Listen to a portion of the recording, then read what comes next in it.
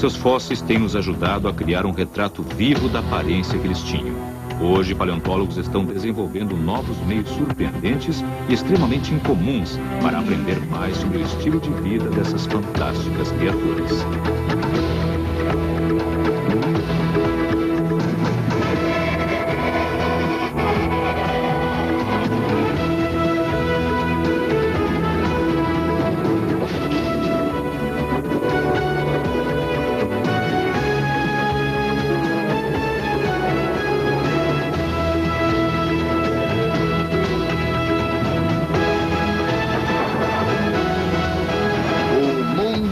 Dinossauros. A dieta dos dinossauros. Versão brasileira Sincrovídeo. Todos sempre dizem, você é o que você come.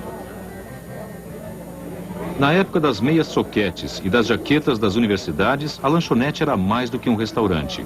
Era um estilo de vida. Atualmente, os paleontólogos acreditam que quando um dinossauro saía para comer, ele nos contava também alguma coisa sobre si próprio. Sopa primitiva, por favor. É uma história embutida nas operações cotidianas de uma lanchonete como a Dino Diner. Como nós, os dinossauros tinham hábitos alimentares bem definidos, desde rígidos vegetarianos a devoradores de carne. E como qualquer máquina enorme, precisavam de gigantescas quantidades de combustível. De fato, toda a comida servida na Dino Diner em um dia pode não ser comparada ao tamanho de uma porção quando um saurópode faminto sentava para almoçar. Prontinho. Obrigado. Bom apetite. Jim Farlow, da Universidade de Indiana, é um gourmet dos dinossauros e tem estudado a quantidade que o maior dinossauro de todos, o saurópode, necessitaria apenas para manter aquele enorme corpo provido de combustível. Sabemos como muitos animais de vários tamanhos hoje comem, e assim podemos fazer alguns cálculos de quanto se esperaria que um animal comesse, levando-se em consideração o tamanho, e se é de sangue quente ou de sangue frio. E para um saurópode de 70 toneladas, se fosse de sangue quente, ele devoraria alguns milhões de quilojoules por dia. Muito bem, não sabem o que é isso? Bom, é mais ou menos essa quantidade de alfafa aí.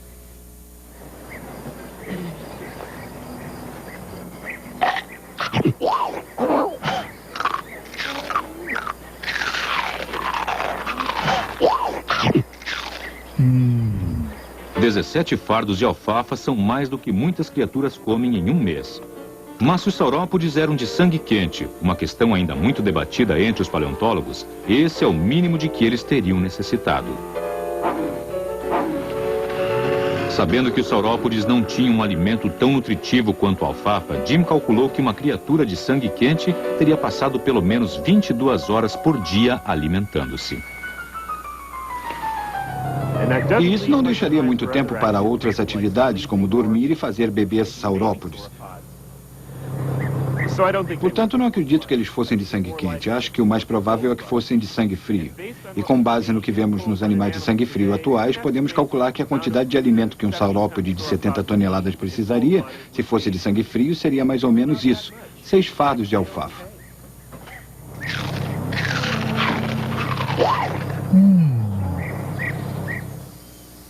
Onde os saurópodes faziam suas compras de mercado? Alguns paleontólogos acham que seu pescoço comprido permitia que frequentassem os estabelecimentos de alimentos mais antigos e mais fora de mão, as copas das árvores. Mas era assim que eles comiam? Estamos a 15, 18 metros do chão e dentro do alcance do pescoço de um saurópode realmente enorme. Os argumentos têm sido de que talvez o coração não teria força suficiente para bombear o sangue até o cérebro, quando o pescoço estivesse totalmente esticado para cima. O problema então teria sido que, se não houvesse sangue suficiente no cérebro, o animal desmaiaria. E um animal de 70 toneladas desmaiando e caindo no chão não seria nada bom. Portanto, muitas pessoas argumentaram que talvez eles usassem o pescoço horizontalmente e se alimentassem mais perto do chão como um aspirador de pó gigante. E eles podem realmente ter feito isso, mas eu acredito que faziam um pouco dos dois. Fazendo suas compras tanto ao nível da rua como nos supermercados mais altos, os saurópodes encontraram a chave para manter o maior corpo que o mundo já conheceu. Mesmo assim, eles necessitariam de uma enorme área para se alimentar. Eu calcularia que se um saurópode de 70 toneladas e de sangue frio fosse deixado em uma área de pasto tão boa como a que temos em Indiana hoje, teria precisado de algo em torno de 25 acres para se sustentar. No entanto, sabemos que a qualidade da mercadoria naquela época não era tão nutritiva quanto os produtos da era moderna. Portanto, cada saurópode pode ter precisado de mais de 250 acres para satisfazer seu apetite. Podemos até visualizá-los como gafanhotos de muitas toneladas, gigantes sobre a paisagem, devastando tudo e depois indo em frente para se alimentarem em outro lugar. Aqui está. Mas para vegetarianos convictos, a alimentação com plantas relativamente não nutritivas não fornecia o tipo de energia de que uma criatura em crescimento precisava, a não ser que ingerisse uma grande quantidade. Para os carnívoros era realmente mais fácil. Depois de cada bocada cheia de nutrição, não precisavam alimentar-se com tanta frequência. No momento eu fico feliz em não ser uma planta. Existe bastante, né? Nada depressa aqui. Herbívoros como esse gado buscam um tipo de alimento diversificado, espalhado e que não é muito nutritivo em si. Um carnívoro, por outro lado... Calma, cuidado com o pé. Um carnívoro, por outro lado, vai atrás de grandes quantidades de uma comida que é de alta qualidade, com grande teor de proteínas e muito conteúdo energético. Esse aqui, por exemplo, parece delicioso.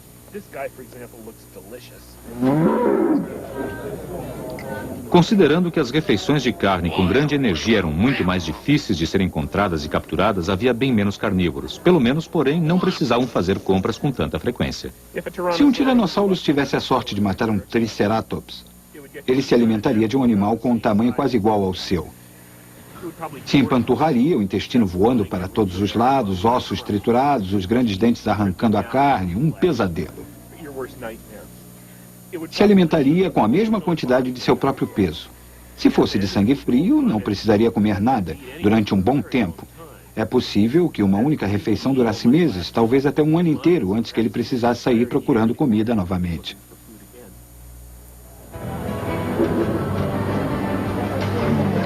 Mas se não for tão grande quanto um Tyrannosaurus Rex, então não pode devorar o equivalente a um ano de alimentos de uma vez só. Ele vai ficar à noite? Dinossauros carnívoros menores precisavam de uma estratégia realmente diferente para fazer suas compras.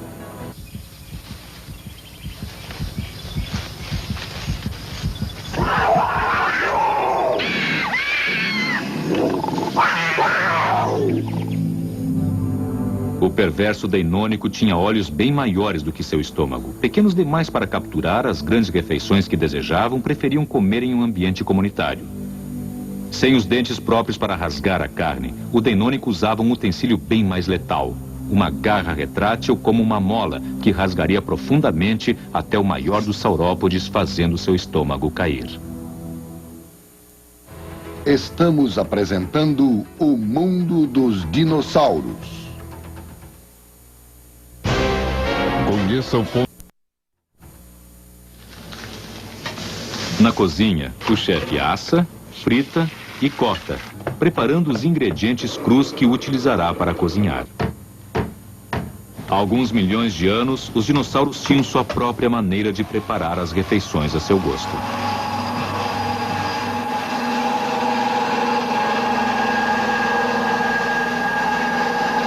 Em seu laboratório na Universidade da Califórnia, Greg Erickson acredita que descobriu como um predador preparava seu prato favorito. Greg começou com os restos de uma refeição pré-histórica. Um osso gigante danificado.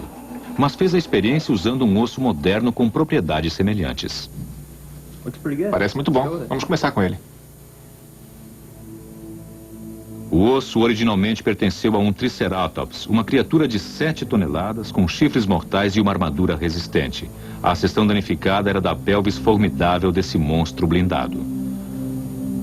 Obviamente havia enfrentado mais de uma batalha. A luta final claramente havia sido perdida. Quando vi esta pelvis pela primeira vez, tinha todos os tipos de perfurações e orifícios. Contamos cerca de 60 marcas de mordidas. E havia mais outras 20 que eram provavelmente marcas de mordida também, mas estavam sobrepostas a outras. Havia algumas perfurações que tinham cerca de 8 centímetros de profundidade e marcas de corte que tinham cerca de 20 centímetros de comprimento. Greg primeiro precisava identificar quem havia deixado aquelas marcas de mordida. Um enorme crocodilo era uma forte possibilidade, mas Greg tinha o palpite de que as marcas pertenciam ao maior carnívoro que já existiu, o Tyrannosaurus Rex.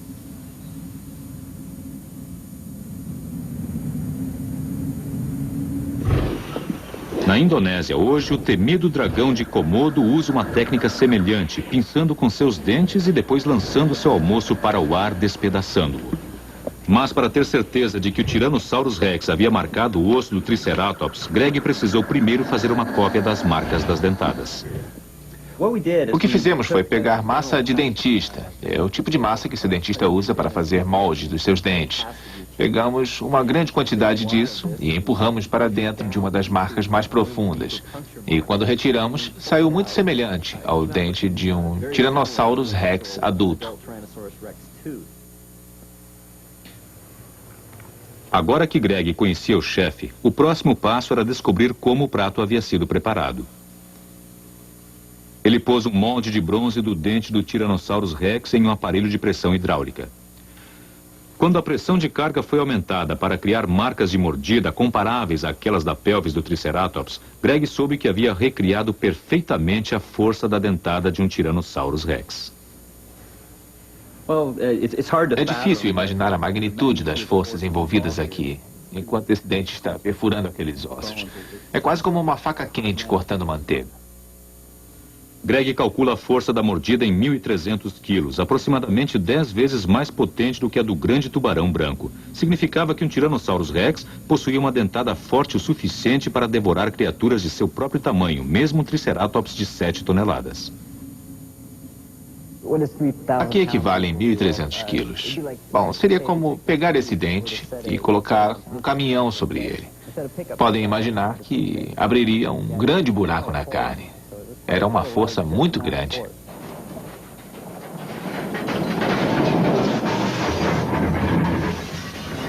Acho que ele poderia abrir a boca 30 centímetros ou mais. Eu imagino que poderia arrancar um bom pedaço de carne de qualquer coisa onde mordesse. Possivelmente 25, 40 quilos de carne. O equivalente, talvez, à parte traseira de uma vaca de hoje. Acho que poderia arrancar sem ter muito trabalho.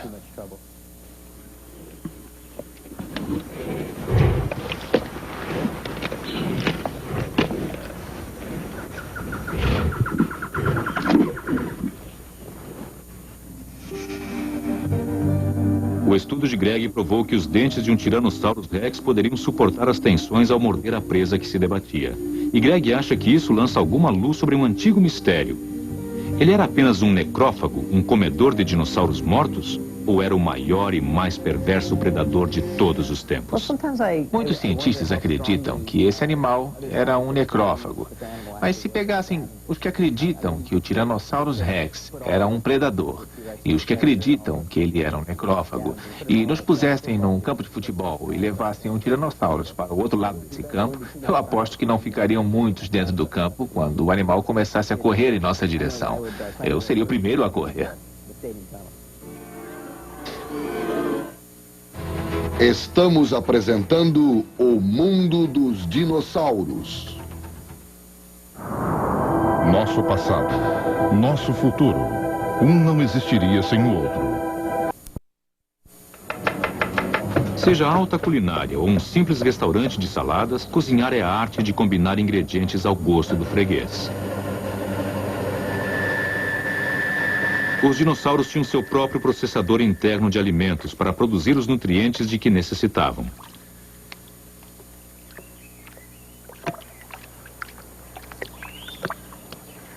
Peter Dodson, da Universidade da Pensilvânia, adora uma boa refeição e é fascinado pelos mecanismos de digestão dos grandes comedores do mundo dos dinossauros. Como eles conseguiam engolir tudo aquilo? Ora, se eles comessem alimentos bem suculentos, como essas uvas onde estou pisando, as uvas são fáceis de serem trituradas para liberar os nutrientes. Mas não havia uvas na época dos saurópodes e eram poucos os alimentos bastante suculentos. Eles precisavam comer alimentos duros e fibrosos. E como lidavam com isso? Os saurópodes tinham péssima educação à mesa, geralmente engolindo o alimento inteiro. Isto significava que a comida precisava ser desmanchada dentro do estômago. E como grande parte do que ingeriam era de tecidos resistentes, pouco nutritivos, precisavam comer quantidades enormes. Para Peter, aqui também os hábitos alimentares são uma janela para o mundo dos dinossauros. Sua capacidade para processar as plantas era bastante limitada. Isto sugere que o fluxo de energia, sua reserva de energia, era bastante modesta.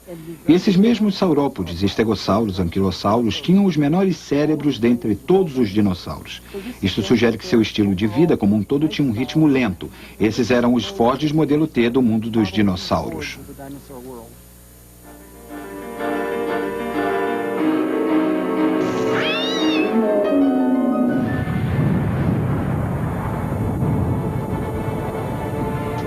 Dinossauros que engoliam grandes quantidades de alimentos inteiros ou de difícil digestão precisavam trabalhar mais tempo para extrair a pouca parte nutritiva que o alimento possuía. Como eles realmente faziam isso era um mistério, até que fósseis recentemente descobertos revelaram que os dinossauros, presumivelmente como um tipo de aperitivo, engoliam pedras para ajudar na digestão.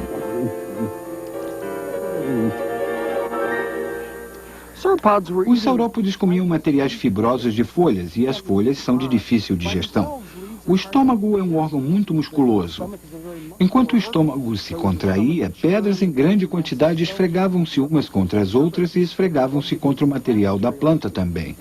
E ao fazerem isso, o material da planta era decomposto em pequenos fragmentos, mais facilmente digeríveis. As pedras, porém, são apenas o início. Como as vacas, os dinossauros confiavam nos micróbios em seus estômagos para auxiliar na digestão e processar o alimento até chegar à forma em que poderia facilmente ser convertido em energia. Um saurópode de 70 toneladas é um animal enorme e o tamanho de seu barril de fermentação teria sido assustador. Imaginamos que equivaleria a cerca de 10 toneladas. Isso teria sido o equivalente a 30 tonéis de vinho. 30 tonéis! Mas como qualquer um que exagera, um tonel de fermentação de 10 toneladas em um estômago teria produzido, digamos, efeitos colaterais. A fermentação é um processo químico que produz grandes quantidades de gás. E nosso saurópode gigante estava fermentando 10 toneladas de material de plantas. Deve ter produzido quantidades enormes de gás. Em uma palavra, produzia vento. O que a pessoa come nos diz muito sobre ela. Mas para um cientista, a parte interessante começa quando se termina de comer.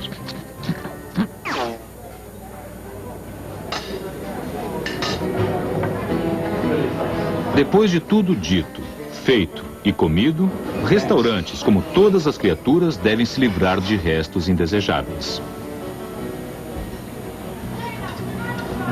Para uma cientista, até mesmo isso pode nos dizer muito sobre como os dinossauros viveram. Karen Sheen, da Universidade de Santa Bárbara, é uma conhecedora de estrume de dinossauro. Produzido nos dias antes da lei da coleta, existe milagrosamente muito a ser encontrado se a pessoa souber o que está procurando. E, no entanto, não é um campo que todos considerem muito apetitoso. Na verdade, quando se começa a procurar estrume de dinossauro, ele não se parece com o estrume fóssil típico encontrado nos museus. A maior parte é mais do formato de salsicha ou se parece um pouco com estrume de cachorro. Portanto, tivemos que achar outros meios de determinar que isto realmente era estrume fóssil. Nas vastas planícies de Montana, onde Karen realiza seu trabalho de campo, ela não precisa ter cuidado onde está pisando. Estrume de 100 milhões de anos é tão difícil de ser encontrado como de ser identificado. Mas, considerando as proporções gigantescas de alguns dinossauros, Karen recebeu ajuda de criaturas bem menores do que esperava.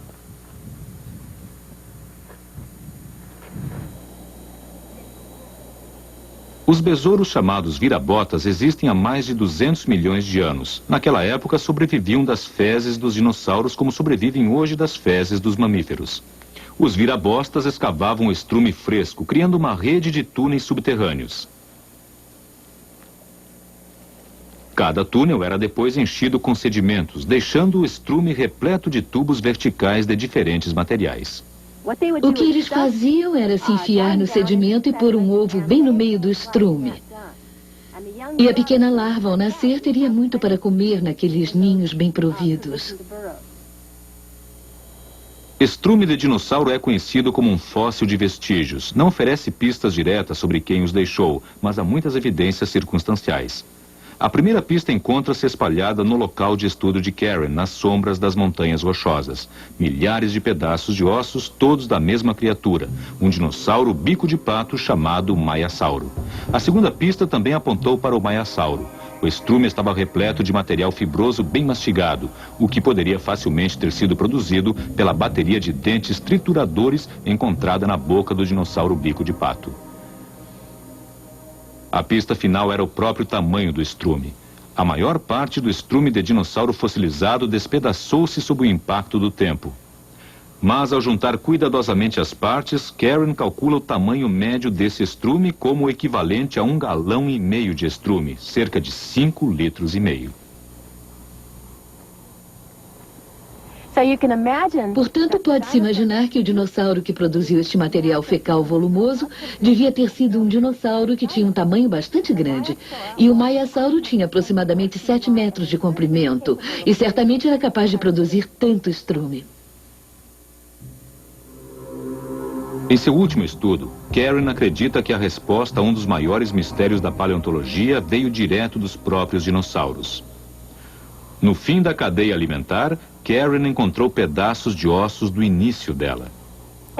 Numa parte de estrume de um provável Tyrannosaurus Rex, encontramos lascas e pedaços de ossos. E ao examinar esses pedaços, verificamos que eram realmente pedaços de ossos de dinossauro. Portanto, é uma informação fascinante porque durante anos vínhamos especulando como aqueles enormes dinossauros carnívoros se alimentavam. Mas agora, ao examinar o estrume, temos evidências diretas de que os tiranossauros realmente se alimentavam de outros dinossauros.